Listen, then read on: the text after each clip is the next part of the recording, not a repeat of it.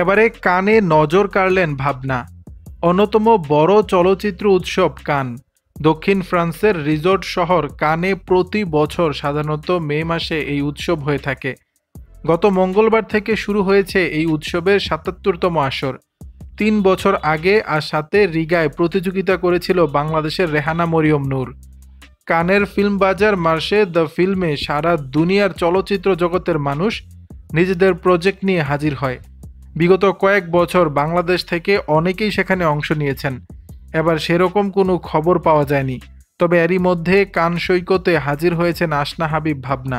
কোনো ছবি নিয়ে নয়, ভয়ঙ্কর সুন্দর অভিনেত্রী সেখানে হাজির হয়েছেন নিজ উদ্যোগে।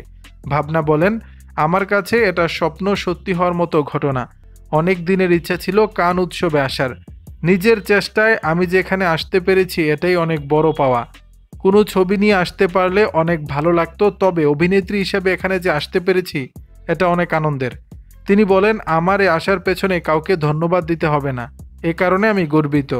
আবেদন করার পর সব কাগজপত্র দেখে আমাকে দক্ষিণ এশিয়ার একজন অভিনেত্রী হিসেবে উৎসবে অংশ নেওয়ার জন্য আমন্ত্রণ জানানো হয়।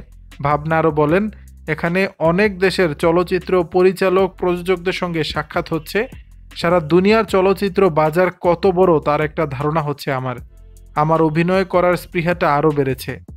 বাংলাদেশ সময় 12ই মে রাতে ভাবনা কান চলচ্চিত্র উৎসব আয়োজনে অংশ নিতে সেখানে পৌঁছেই ফেসবুকে পোস্ট দিয়ে ভাবনা লিখেছেন, ফ্রম পুরান ঢাকা টু ফেস্টিভ্যাল দি কান।